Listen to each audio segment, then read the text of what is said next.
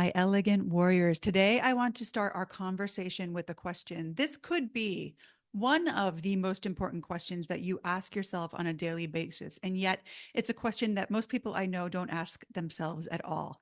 The question is, who is your jury? You have one. For 25 years, I defended doctors in medical malpractice cases. My jury was very clear. It was the people sitting in front of me in a jury box. They were the people who chose what to believe, and their choices would give me my wins. My job was to persuade them, influence them, use stories and evidence and the energy of my body to lead them to believe what I believed, and therefore to give me my wins. But you have your jury too. For some of you, if you are a leader, your jury is the people that you lead. Perhaps you want to institute a huge change at your organization and you need your team to believe in that change. Or you want your board to make a specific choice or to go down a specific road. And then your jury is that board. Or you are looking for investors, or you're a founder looking for investors, then your jury is the investors. If you're an individual, which we all are, your jury might be your partner who, like for one of my coaching clients, she wanted her partner to put a pool in the backyard. We had worked together. We had already worked with the jury of her new employer, and she got this huge job that she wanted. And we had already worked with the jury of her new team who needed to accept her as their new leader. And now she just wanted a pool, and her husband was her jury. And we got that pool in the backyard because she knew her jury. If you are in sales, your jury might be your clients or your customers. If you are in healthcare, your jury could be your administrators or your patients. No matter who you are, you have a jury. And you need to know that. And you need to know who they are, understand them, see the world from their perspective. I often say that when you communicate, you share perspectives, but when you advocate, you change them.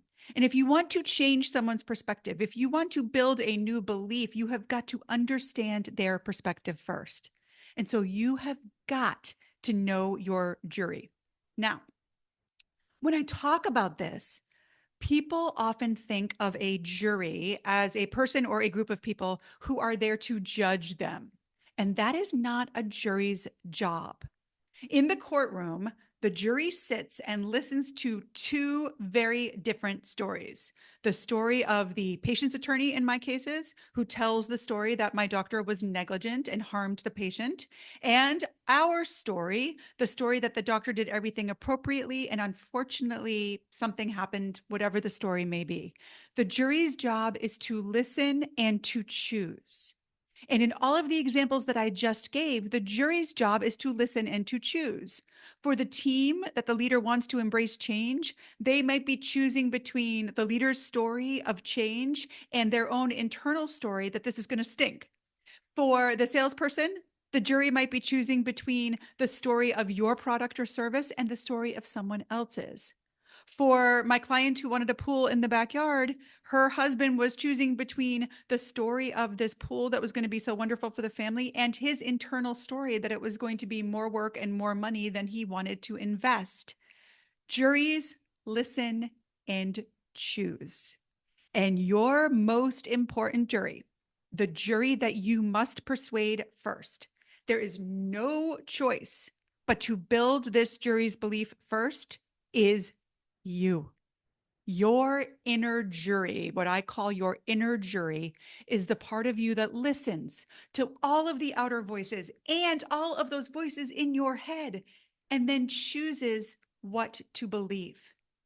And the inner jury is best illustrated with a story from my first book, The Elegant Warrior. This man was lying. I knew that he was lying. It was a case that I had had and I had started to look into for a couple of months. And this man claimed that he had come to the hospital in severe pain. That much I believed was true. However, he also claimed that because of this pain, he talked to my doctor. My doctor was the hospitalist on call that day. She came into the room and he said that he described his pain, that he described the medications that he was taking, that he was truthful as he could be. and that my doctor gave him too little of the medication, which resulted in a withdrawal seizure that broke some of his vertebrae. It's a terrible allegation, and if true, a terrible thing. But I had reviewed the medical records. I had reviewed the nurse's notes. I had reviewed the text notes.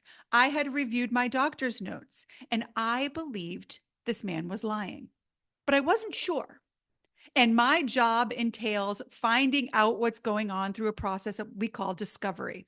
And part of discovery is taking the parties' depositions. Depositions are an opportunity for us lawyers to ask questions, to get all of the answers, so that at trial we can ask very specific questions to prove our case. And so this deposition of this man that I believed was lying was an important step in that process, because I would be able to explore some of the things, some of the areas where I thought that he was lying.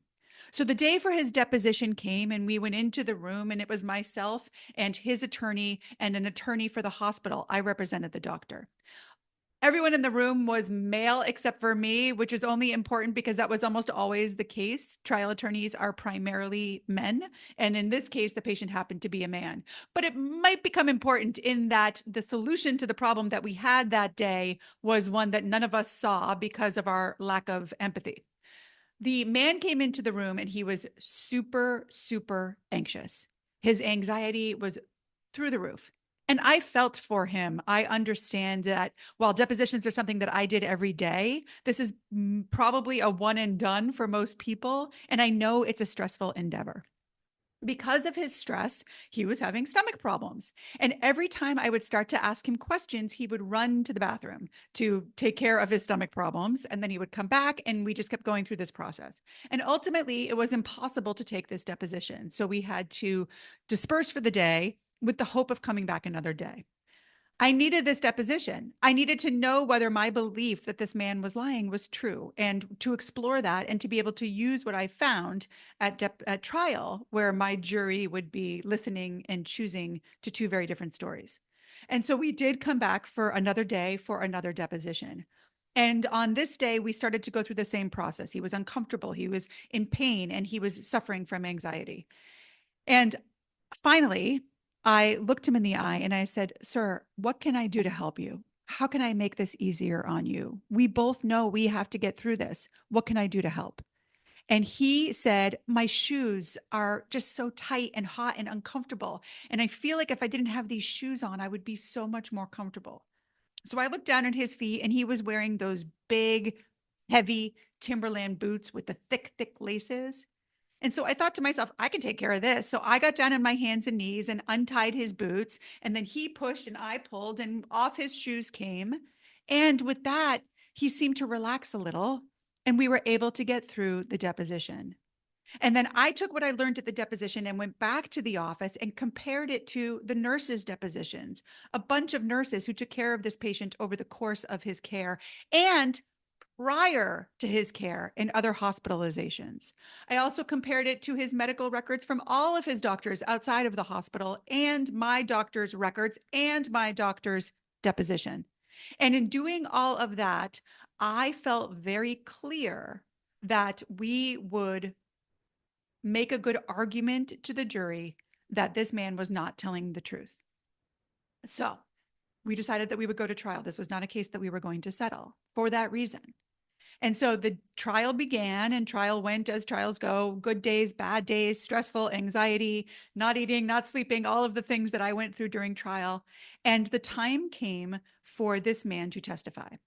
And the way that it works in the courtroom is that someone testifies on direct examination, which is when softballs or questions are thrown to you by your attorney, and your job is to knock them out of the park to build connection with the jury so that they believe your story. Because the jury's job is to listen and to choose what they believe. And my job on cross-examination was to do the opposite, was to ask questions to knock down his story, to prove his story wrong, to show the jury that perhaps he was not remembering things consistently, and perhaps he was actually even lying. And so the direct examination went well. He answered very well. He definitely connected with the jury. And it was my turn to cross-examine him. But then we took a break for lunch. And so during the lunch break, I didn't eat lunch. I sat at my desk. I was preparing my questions. I was comparing his testimony from the morning to some of the things that he had said in his deposition and some of the things that he had said in the records, and seeing all of the inconsistencies. He had said in his direct testimony that he had told my doctor that he was taking large amounts of anxiety drugs, but the records didn't reflect that. The nurse's notes didn't reflect that. My doctor's deposition did not reflect that. And in past hospitalizations, he had not told the doctors and the nurses the amount of medications that he was actually taking. And so there was a consistency here. So I was trying to get prepared to ask him questions about this when he approached me right before he was going back on the stand with his mother. And he said to his mother, "Mom, this is that nice lady that I told you about, the one who helped me with my shoes when I was so uncomfortable that day."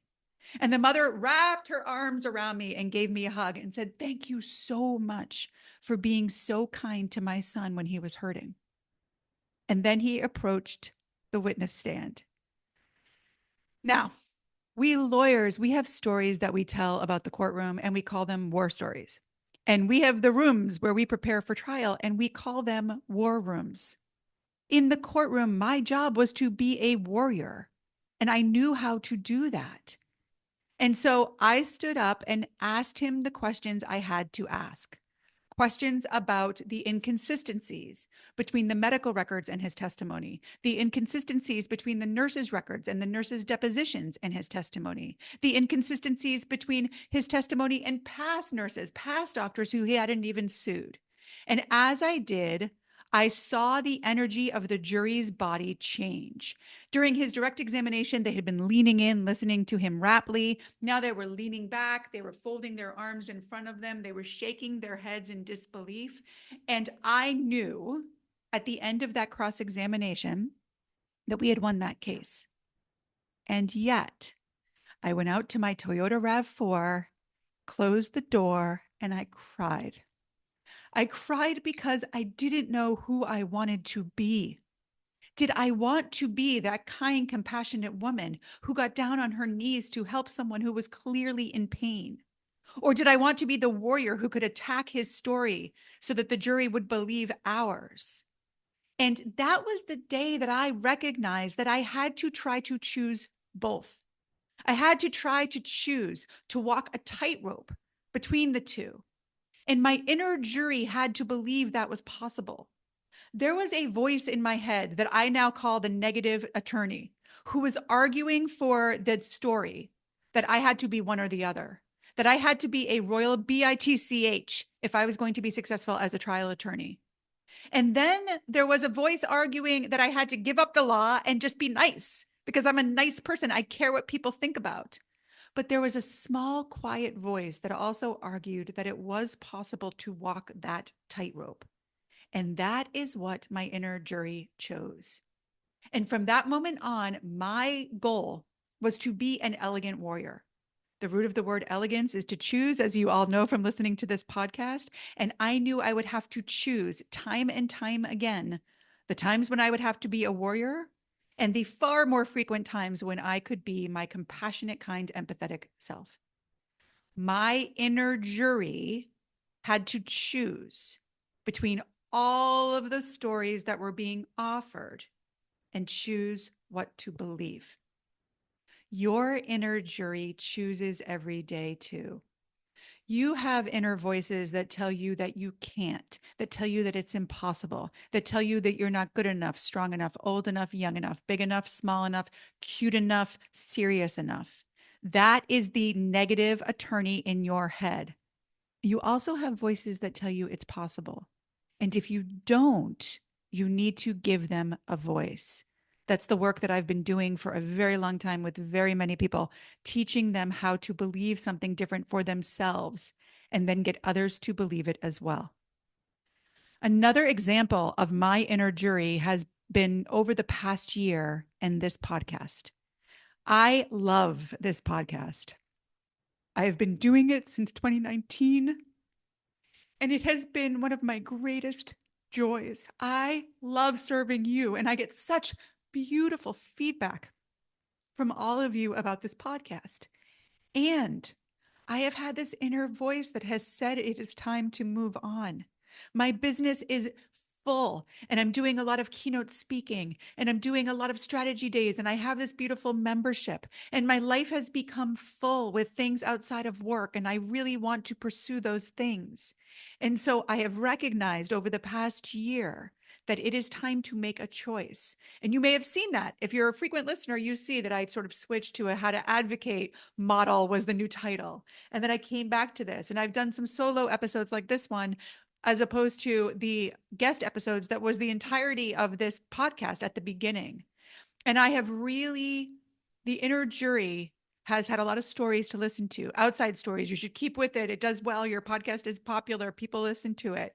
But that inner voice, the attorney arguing for what I really wanted, has become louder and louder. And now I know that it is time, even though it makes me sad, to end the podcast. It doesn't mean I'm going away. I'm doing this podcast on YouTube. So if you want to watch me cry in person, you can go to the YouTube channel. I'll put a link to it in the show notes. I'm going to continue to come on YouTube, but the thing about YouTube that makes it a little easier is the consistency is not that important. I know people who only put out podcasts every once in a while. That's just not in my DNA. I feel like consistency is part of credibility. And for those podcasts that I listen to, when they just come on sometimes, it makes me trust them less, believe them less. That's just me. But so for me, I knew that consistency with the podcast was important. I have done this for 5 years and not missed, but more than a handful of Mondays. I switched days during that year of indecision, but I have not missed more than a handful of weeks talking to you because I love it and because it's been very important to me. So this is our last day in this forum, but I do have that YouTube channel where I will be putting up some more stories like the ones about that man in his boots for you to learn from. And I also want to end with an offer and an ask. So the offer is I want to offer you the things that I still have to help you. The first thing is keynote speeches. I do a lot of keynote speaking and I absolutely love it. I love speaking to groups of leaders about how to build belief in the change that they want to implement or their ideas or their innovation. And so if you or someone you know needs a keynote speaker for leaders to build belief in change, for women to build belief in themselves, or for salespeople to build belief in their product or their service. Those are my 3 areas that I give keynotes in. I have given keynotes for groups like the American Medical Association, Google, LVMH, Save a Tree, so many, I don't want to leave them out. Bimbo Bakery, the American Medical Dental Consultants Association, Trust Women's Health, so many groups. I would love to serve your organization. So there's a link in the show notes if you are interested in bringing me in to speak to your organization. That's the first offer. The second offer is a new offer. I am no longer doing one-on-one coaching, except for the clients that continue to come back to me. Those of you that are listening that are clients, I told you, I promised you I would keep going with you. But for new clients, I'm doing something new, and it is a strategy day. This is a time that we meet one-on-one for something specific that you want.